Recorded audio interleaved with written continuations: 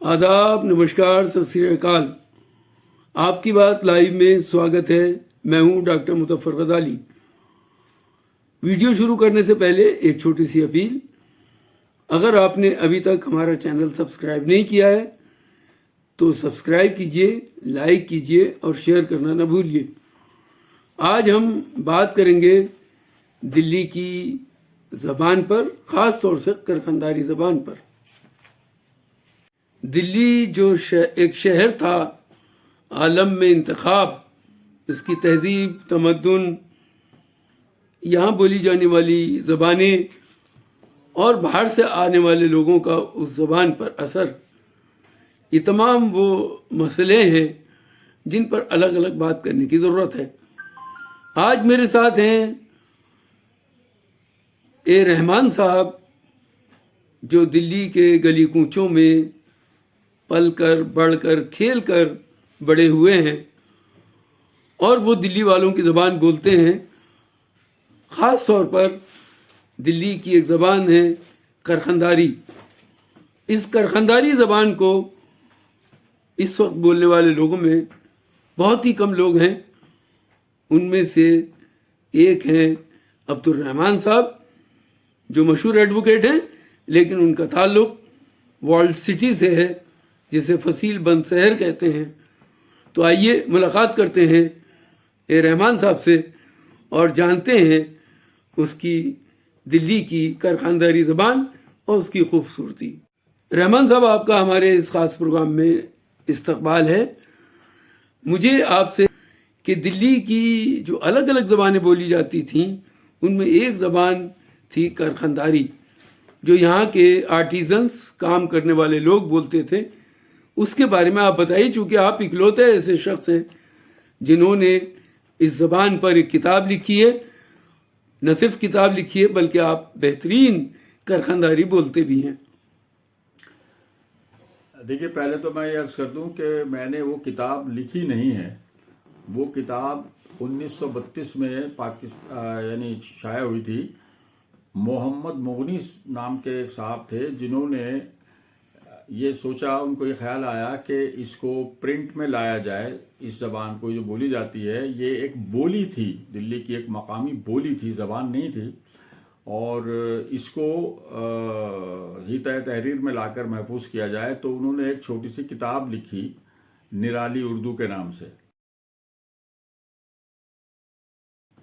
اس کتاب کا صرف ایک نسخہ پاکستان میں کسی کے پاس موجود تھا، جس کو دوست محمد نبی خان صاحب نے حاصل کر لیا تھا۔ اس کتاب کو، اس میں نے کچھ اس کی تصحیح وغیرہ بھی کی، اس کی لفظیات، اس میں ایک چھوٹی سی لغت بھی شامل کر دی کہ بعض ایسے الفاظ تھے جو اب نامانوس ہیں، جن کے معنی لوگ اب نہیں سمجھ پائیں گے، نہیں سمجھ سکتے، اور ان کے معنی بھی اس میں لکھ دیے۔ اور وہ کتاب عالمی اردو ٹرسٹ کی طرف سے ہم نے چھاپ دی۔ کتاب وہ میں نے لکھی نہیں۔ جی، تو کچھ اس کے نمونے بھی تو بتائیے، کیا ہے کرکھنداری زبان، کون لوگ بولتے تھے؟ اچھا، دیکھیے، ایسا ہے کہ دلی میں جس زمانے کی یہ بات ہے، برطانوی دور کی بات ہے، تو دلی میں کئی طبقے تھے جن کی تقسیم ان کے پیشوں کے مطابق تھی۔ آج بھی اگر آپ کو وہ الفاظ آپ کے ذہن یعنی آپ کے کان میں پڑیں تو پیشوں کے لحاظ سے ان کی رہائش بھی دلی میں اسی طرح تھی کہ چمرواڑہ۔ اب چمرواڑہ سے کیا مراد ہے؟ یعنی وہاں وہ لوگ رہتے تھے جو گندگی وغیرہ اٹھانے کا کام کرتے تھے، یا اور دوسرے مرے ہوئے جانوروں کو اٹھانے کا کام، ان کی کھال اتارنا وغیرہ، اور چمار لفظ جن کے لیے استعمال ہوتا تھا، ان کا ایک الگ محلہ تھا۔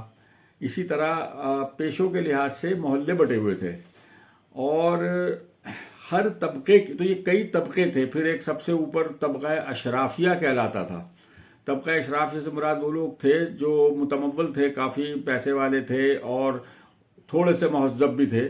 ان میں یہ ضروری نہیں ہے کہ سبھی لوگ تعلیم یافتہ بھی ہوں، سبھی پوری طرح تعلیم یافتہ نہیں تھے وہ پیسے والے لوگ، لیکن اکثر تعلیم یافتہ ہی تھے، اور اس واسطے اس کو طبقہ اشرافیہ کہا جاتا تھا۔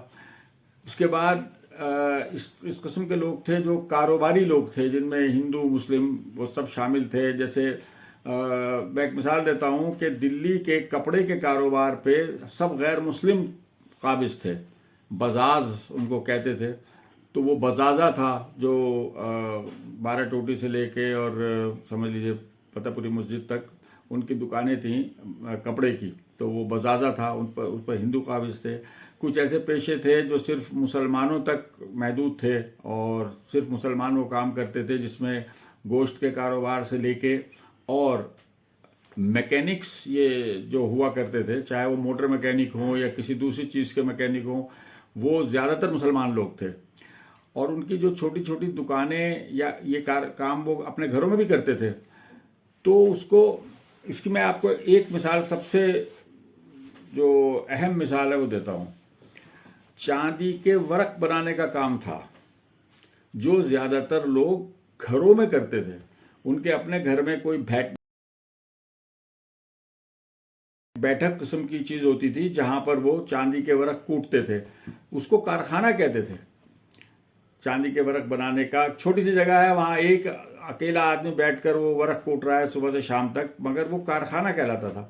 اس طرح کے جو چھوٹے موٹے کام تھے وہ کارخانے دار وہ لوگ کہلاتے تھے. اور جن کا ذرا سا بڑھ گیا تھا کام، وہ 2-3 ملازمین بھی یعنی رکھ لیا کرتے تھے. تو یہ سب لوگ مل کر جو ایک طبقہ بناتے تھے وہ کرخنداری طبقہ کہلایا. ان لوگوں کا صرف اپنے کام سے، اپنے ہنر سے تعلق تھا.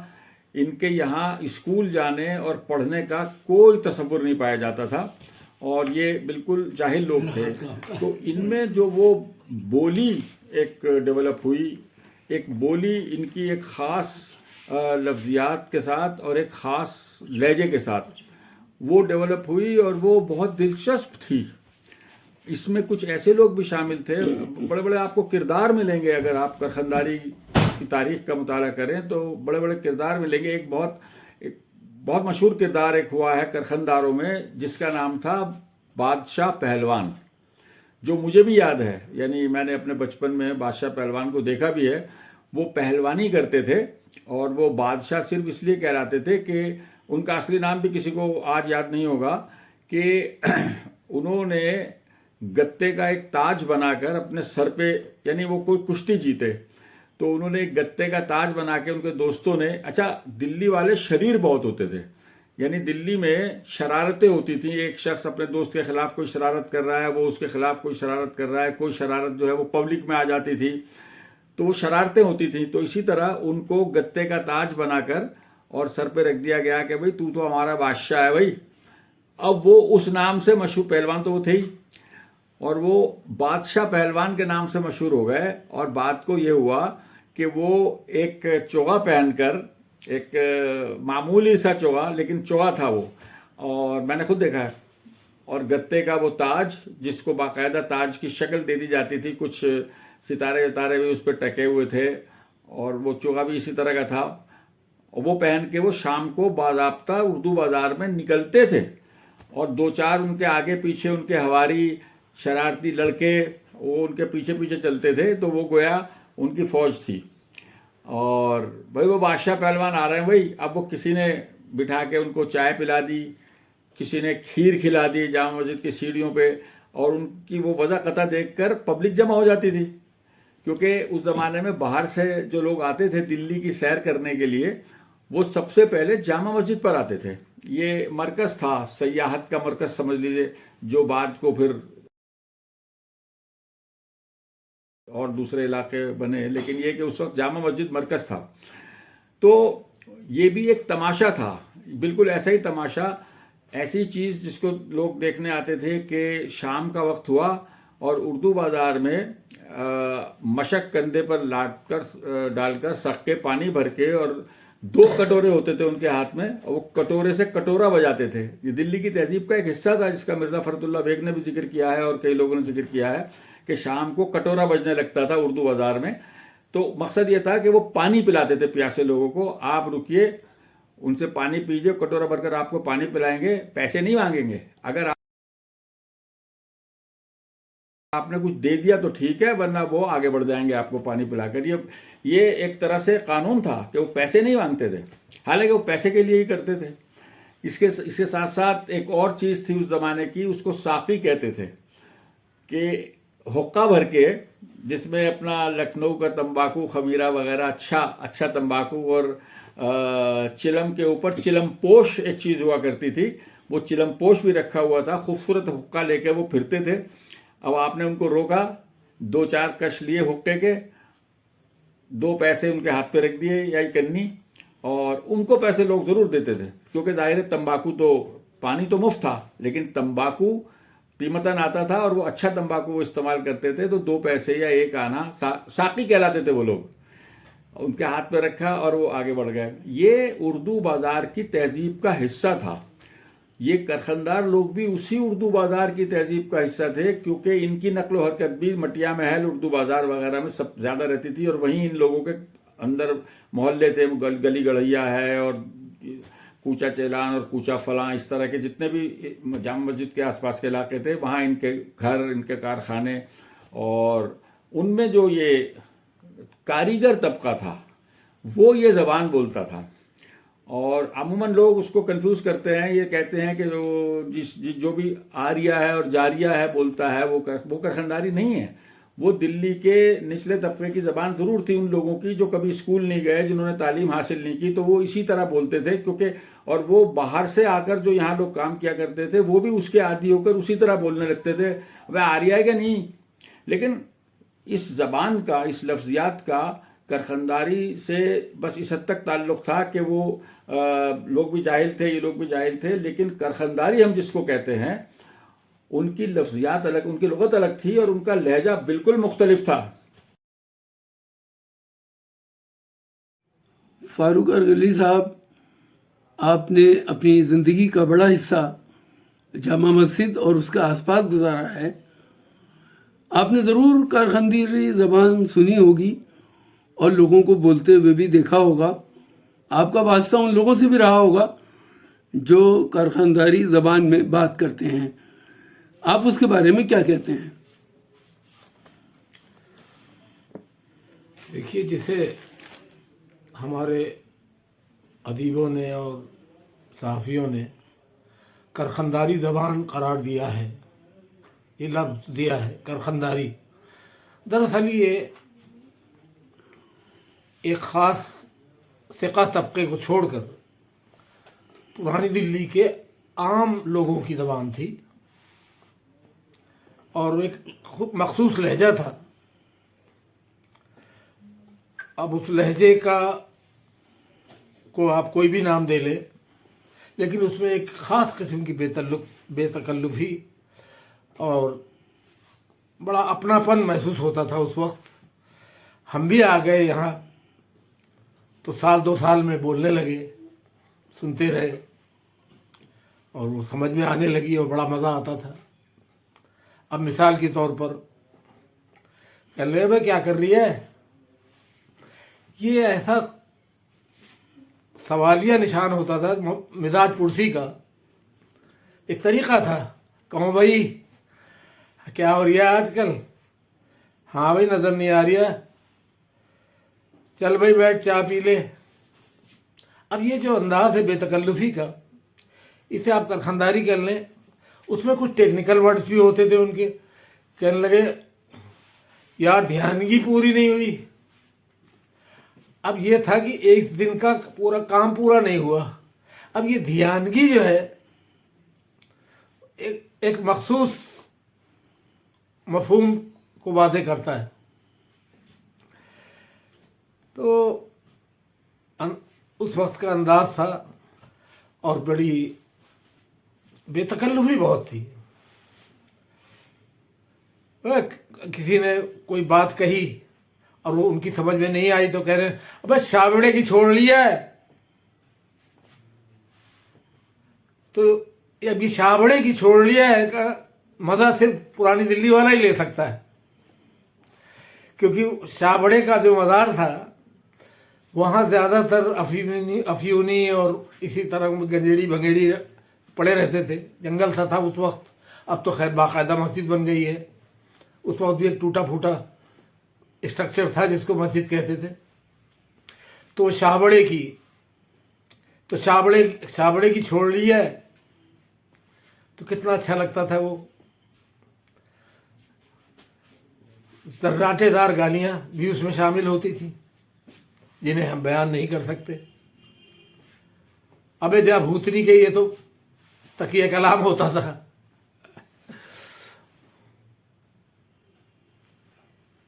तो ये बताइए कि जो दिल्ली के आम लोगों की ज़बान थी उससे करखनदारी कैसे मुख्तलिफ थी? करखनदारी अलग अलग पेशों के हवाले से वो अपने अपने कोड वर्ड्स की तरह इस्तेमाल करते थे। तो कारखाने वालों का भी अपना एक तरीका था, इसलिए करखनदारी कहने लगे लोग। और ज़्यादातर दिल्ली में सन 47 के बाद ऐसा लगता था कि पूरा शहर सिर्फ हुनरमंदों का शहर है। किसी न किसी चीज़ का कारखाना किसी न किसी घर में ज़रूर होता था, कारीगरी और हुनर। अब कितने पेशे थे तो सबका अपना अपना एक अंदाज होता था, और वो बाहर आकर के जब वो आवाम में आती थी, जब जो बर्ताव में ज़बान आती थी तो लहजा भी वही होता था लगभग। अब मिसाल के तौर पर जूते वालों की ज़बान थी, अलग थी बिल्कुल। कहने लगे बड़ा चाऊ है, यानी बहुत अच्छा ग्राहक है। अब उन्होंने कहा कि बस सोल है, यानी बहुत ख़राब है, ये इसको घटिया माल दिखा। अब वो जो गद्दी पर बैठे हुए हैं वो अंदर से जूते फेंक रहा है उतार उतार के डब्बे, सोल दे सोल। कहने लगे कसो है, पैसे कम है, नफा कम हो रहा है। कहने लगे ढाल दे। या ग्राहक ने बहुत परेशान कर दिया है, बहुत सारे जूते देख लिए लेकिन खरीद नहीं रहा, तो मालिक क्या क्या अंदर से कहता है बिहारी कर दे भाई, बिहारी कर। यानी बिहारी करने का मतलब होता है धवा करो, भगा दो। अब इस तरह से एक मखसूस लहजा था, हम उसे करखनदारी कहें या दिल्ली की आम बोल चाल कहें, बहरहाल वो था, एक एक्सेंट अलग है वो, और उसका एक लुत्फ भी अलग है, बोलने में भी अच्छा लगता है और आज भी सुनने में अच्छा लगता है। कहने लगे अबे अबे मुंह क्यों बनाए फिर रही है। कहने लगे यार बड़ी सोचती है, नावे की बड़ी किल्लत हो गई है और नावा नहीं आ रही है। अब इसे क्या कहेंगे, नावा है मतलब पैसा, तो पैसे की जो सोख्ती है, यानी परेशानी को, वो परेशानी का लफ्ज़ होता था बड़ी सोख्ती हो रही है। इस तरह से उन बहुत सारे अल्फाज हैं। मेरा एक सवाल ये भी है कि जैसे दबिस्तान दिल्ली और दबिस्तान लखनऊ, इसमें भी फ़र्क है। तो दिल्ली को एक दबिस्तान के तौर पर देखा गया, या अदब की ज़बान भी उस जगह से निकली जो आपका मस्कन रहा, तो उसके बारे में थोड़ा सा बताइए वो क्या है। इसमें तो कोई शक नहीं कि उर्दू ज़बान अगर दखन से उसका आगाज़ होता है तो दिल्ली भी दबिस्तान है, और दबिस्तान दिल्ली की जो सकाहत है, जो माकूलियत है, जो गहरापन है और जो संजीदगी है, वो ज़ाहिर है कि लखनऊ में बहुत बाद में शुरू हुई, और वो नवाबीन के ज़माने में तकल्लुफ़ात और नज़ाकतों का एक सिलसिला बना। लेकिन दिल्ली की ज़बान मेयारी है, मेयारी रही है, मेयारी है।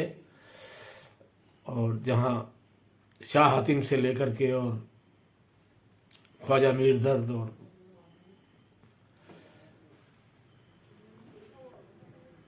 गालिब और मोमिन और ज़ौक़ तक, बहरहाल उसका एक इम्पेक्ट है, आज भी है। दिल्ली का लहजा, दिल्ली की अपनी तरकीब, दिल्ली के मुहावरे, किले मोहल्ला की जो एक खुसूसियत है, इसीलिए उर्दू मोहल्ला कहलाई। तो वो तो अपनी जगह है, लखनऊ में और दिल्ली में तो फ़र्क रहा ही शुरू से। तज़कीर व तानीस में फ़र्क, लहजे में फ़र्क, बहुत से मानियों में फ़र्क। वहाँ मजादी माने किसी और चीज़ के लिए जाते हैं, यहाँ मजादी माने किसी और चीज़ के लिए जाते हैं। लेकिन दिल्ली दबिस्तान दिल्ली बहरहाल दबिस्तान दिल्ली है, और उसका अवाम से जो पेशावर बिरादरियाँ थीं उनकी ज़बानों को करखंदारी या आम बोलचाल कही गई दिल्ली की। लेकिन जो दिल्ली की इल्मी ज़बान है उर्दू, वो तो हर दौर में अपना मेयार अलग और अपनी तशख़्ख़ुस कायम रखा है उसने, आज भी। तो आपने रहमान साहब बताया कि करखंदारी अलग थी, आरियम जारियम ये करखंदारी नहीं थी, बल्कि ये तो यहाँ के आम लोगों की या निचले तबके की ज़बान थी। तो करखंदारी क्या थी और उसकी कुछ मिसालें भी दीजिए। देखिए, एक बहुत अहम बात ये समझ लीजिए कि करखंदारी बोलने वाला जो तबका था, उनकी सिर्फ ये बोली, ये लहजा यही अलग नहीं था, बल्कि उनकी एक मखसूस ज़हनियत थी। आप माशरे में जिस तरह का रवैया रखते हैं, जिसमें ज़बान सबसे अहम चीज़ है, रवैया जिसको हम कहते हैं सबसे अहम चीज़ ज़बान है कि आप किसी के साथ क्या ज़बान, कौन सी ज़बान इस्तेमाल कर रहे हैं। तो एक मखसूस ज़हनियत के हामिल थे वो लोग। मिसाल के तौर पर उनके रवैये में और उनकी ज़बान में जो फिर मुतरश्शे होती थी वो चीज़ थी उनकी कतई तौर पर बेपरवाही, यानी जैसे दुनिया उनकी नज़र में कुछ नहीं है, किसी चीज़ की उनके यहाँ कुछ अहमियत नहीं है। आप कितने ही बड़े हों, आपने कितने कीमती कपड़े पहन रखे हों, उनकी नज़र में इस चीज़ की कोई अहमियत नहीं है। वो दुनिया से बिल्कुल, उनकी अपनी एक दुनिया है, यूँ समझ लीजिए, जिसमें वो बहुत खुश हैं। ये चीज़ उनके लहजे और उनकी लफ्जियात में सामने आती थी, उससे मुतरश्शे होती थी। अब मैं मिसाल देता हूँ। फ़र्ज़ कीजिए एक यानी करखंदारी बोलने वाला, यानी इस किस्म की ज़हनियत का हामिल एक शख्स अपने दोस्त के घर जाता है और वो जाकर उसको आवाज़ दे रहा है, भाई सुन लिया क्या, भाई घंटा भर से तेरा इंतजार कर रहा था मैं, वहाँ पे बैठ के सारा आके नहीं दे रहा। अब वो क्या नाम है उसका, वो इसाक आया, इसाक के लमडे ने किया, मैं वो तो भी घर पे बैठे मैं तद करके मैं आया हूँ यहाँ पे, मैं आता क्यों को नहीं, आ जल्दी आ नीचे आ। ये अब देखिए, इसमें एक मखसूस लहजा ही नहीं है, बल्कि एक ज़हनियत यानी ज़ाहिर हो रही है, जिसमें बेतकल्लुफ़ी है, जिसमें दुनिया से बिल्कुल कतई किस्म की बेपरवाही है कि इसकी परवाह नहीं है कि कौन सुन रहा है, कौन क्या रद्द-ए-अमल का इजहार करेगा या कर रहा है, बिल्कुल नहीं। वो अपनी दुनिया में है वो शख्स जो ये ज़बान बोल रहा है, और उसके वो लोग जो यही ज़बान बोलते हैं या समझते हैं उसके मुखातब हैं। तो ये जो रवैया था, ये तभी समझ में आ सकता है जब आप कुछ पढ़ें। मिसाल के तौर पर वही किताब ही पढ़ लें जो मुख्तलिफ मौज़ूआत पर उसमें मज़ामीन है, बड़े मज़े के मज़ामीन हैं। अपने कारीगरों से जब वो बात करते थे तो किस तरह करते थे? बिल्कुल यही देखिए, ये लहजा और ये उसकी कोई मिसाल? भाई सिद्धू, भाई कहाँ मर गया, भाई घंटा भर से तेरे को आवाज दे रही हूँ, तेरे को आवाज नहीं जाती क्या? और साले सुबह तेरे से कहा था ये डब्बे बंद करके रख दीजिए, अब तक वैसे के वैसे ही पड़े हैं। ये अच्छा, ये देखिए, बुनियादी बात जो मैं बताना चाह रहा हूं आपको ये है कि उनका ये लहजा जो था, अपने बाप से, अपनी औलाद से, अपनी बीवी से, अपने दोस्तों से कहीं कोई फर्क नहीं था। ज्यादा से ज्यादा ये होगा कि भाई बाप से अगर बात कर रहे हैं तो गाली नहीं देंगे, लेकिन बाप जब बेटे से बात करेगा तो गाली भी देगा। लेकिन वो दरअसल दिल्ली की कुछ गालियां ऐसी थी जो गालियां नहीं थी, वो उनका मुहावरा था। मैं आपको एक मिसाल देता हूँ कि साहब कोई घर आया, अब वो बैठा हुआ है, अब उनका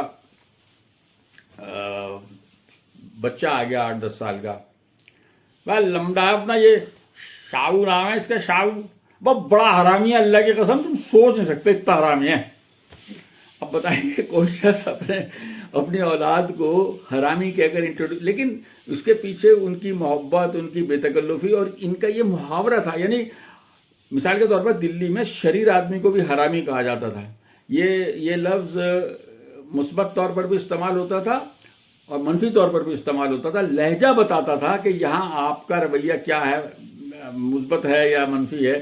جیسے بڑا ہی حرامی ہے میں اس کی, اب یہ جو ہے ظاہر ہے کہ وہ برائی کر رہا ہے وہ اس کی, یا وہ اپنا یار ہے بڑا حرامی ہے, ایمان سے بڑا ہی حرامی ہے, تو یہ تعریف کی جا رہی ہے کہ وہ شریر بہت ہے. یہ تمام چیزیں جو ہیں یہ صرف اس وقت آپ کی سمجھ میں آ سکتی ہیں جب آپ مختلف موضوعات پر ان کی چیزیں پڑھیں یا سنیں کہ کس موضوع. مثال کے طور پر کسی دوست سے اپنی بات کر رہے ہیں تو کیسے بات کرتے تھے؟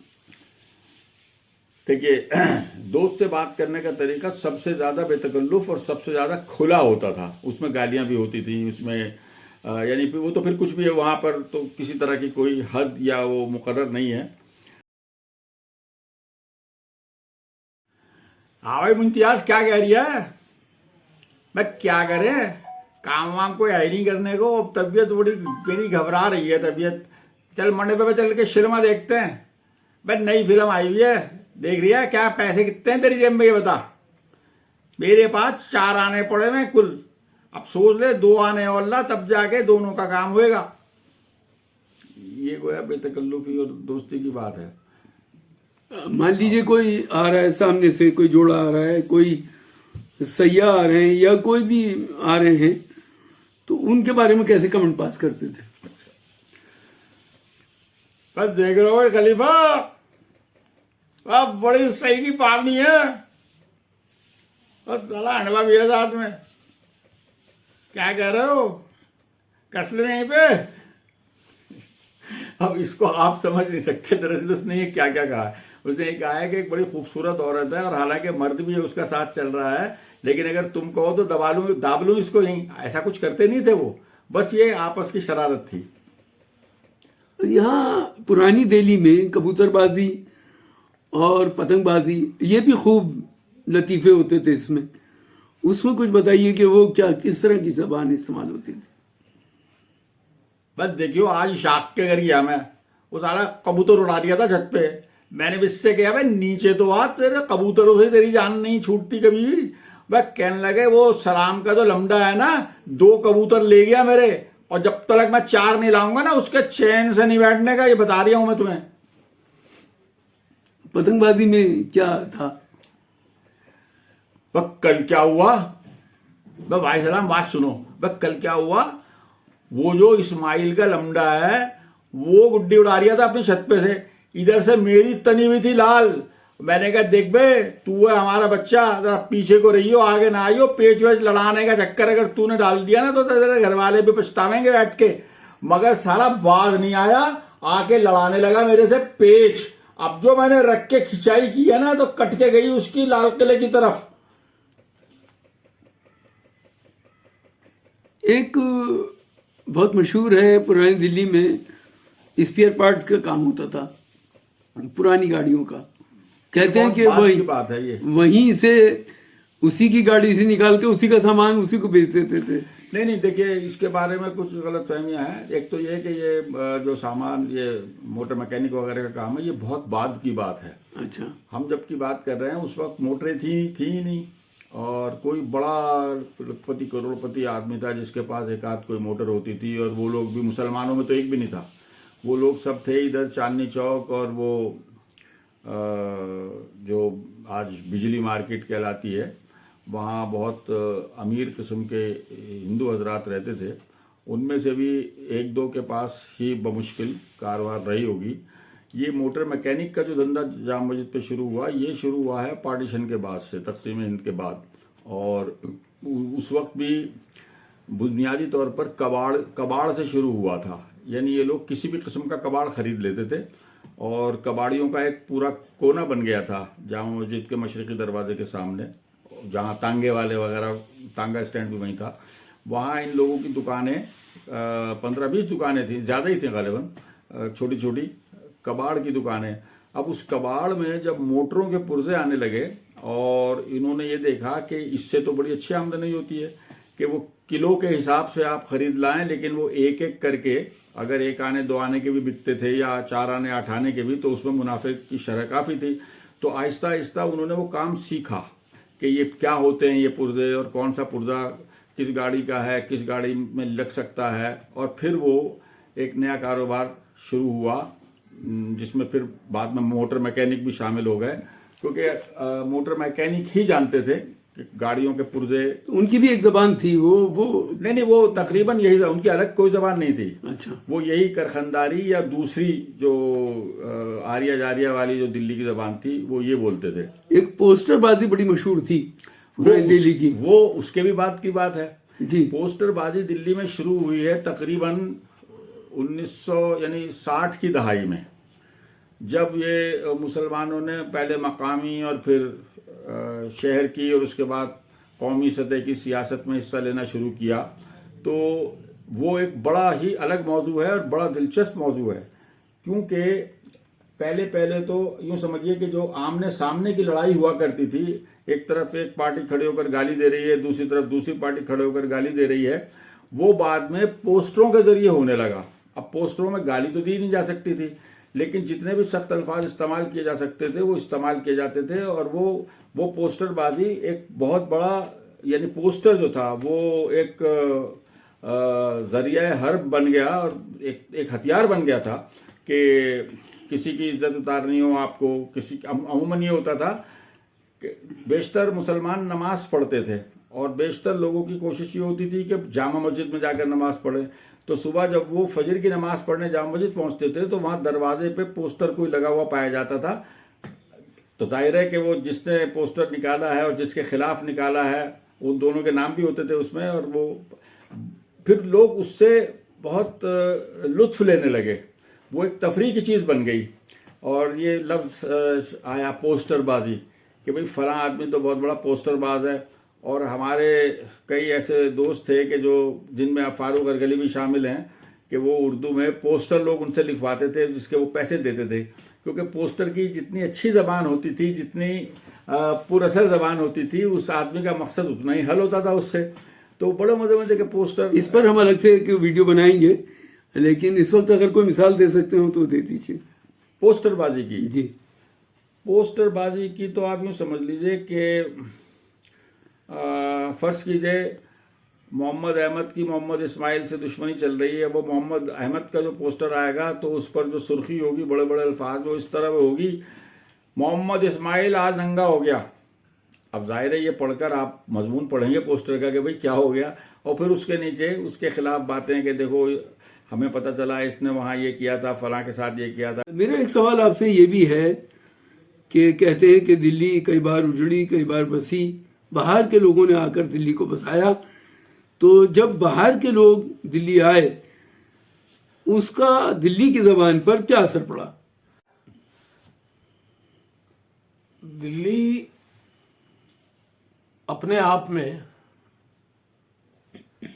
بہت ساری تہذیبوں کا، بہت ساری زبانوں کا، بہت ساری علاقائی جو شناختیں ہیں ان کا ایک مجموعہ ہے. اگر آپ شروع سے دیکھیں وہ کئی بار اجڑی، جیسا کہ آپ نے کہا، تو آخری بار جب اجڑتی ہے تو اس کو ہم 1857 کہتے ہیں. اور اس کے بعد زیادہ سے زیادہ لوگ ہندوستان، آزاد ہندوستان کا مرکز بنا راجدھانی. 1901 میں دوبارہ مغل سلطنت کے بعد انگریزوں نے کلکتہ سے دہلی، اور انگریزوں نے اردو زبان کو واقعی یہ محسوس کیا کہ اس کے بغیر کام نہیں چل سکتا ملک کا حکومت. تو انہوں نے کلکتہ میں کالج قائم کیا تھا جیسا کہ آپ کو علم ہے، اور وہاں سے قصے اور نثر کو، اردو نثر کو، کیونکہ بڑی مفرط اور معرب زبان ہوتی تھی، مسجع اور مقفع اردو اس وقت قابلیت کی لکھی جاتی تھی، لیکن وہ غالب کے زمانے سے شروع ہو گیا تھا، اور سر سید نے بھی اس کو بہت زیادہ، اور پھر میر امن اور ان کے لوگوں نے، اور حیدر بخش حیدری نے، اور دوسرے رائٹروں نے اس دور کے. تو وہ اردو زبان بہرحال دہلی کی اس لیے کہلائی کہ وہ دہلی ہماری ملک کی راجدھانی تھی، دارالسلطنت تھا. کوئی خاص فرق تو مجھے محسوس نہیں ہوتا کہ اردو ہے، لیکن इतना ज़रूर है कि बिहार की उर्दू में, बंगाल की उर्दू में, दक्कन की उर्दू में और इस दूसरी तरफ महाराष्ट्र वगैरह की उर्दू में फ़र्क होता है। आखिरी सवाल मेरा यह है कि क्या अब कारखानदारी ज़बान दिल्ली में सिकुड़ रही है? नहीं, कारखानदारी ज़बान अब बिल्कुल कहीं भी मौजूद नहीं है, क्योंकि उन लोगों की भी जो बाद की नस्ल आई वो थोड़ा सा तालीम की अहमियत से इस हद तक वाकिफ़ हो गए थे कि अगर यही काम हम पढ़ लिख के करेंगे तो शायद हमें ज़्यादा आमदनी होगी, तो थोड़ा बहुत मदारिस में जाना और छोटे छोटे स्कूलों में जाकर इस हद तक वो तालीम याफ्ता ज़रूर हो गए थे कि उन्होंने अपनी ज़बान सुधार ली। और असल कारखानदारी जिसको कहा जाए उसके बोलने वाला तो इस वक्त एक भी नहीं है। हमारे साथ बात करने के लिए बहुत शुक्रिया।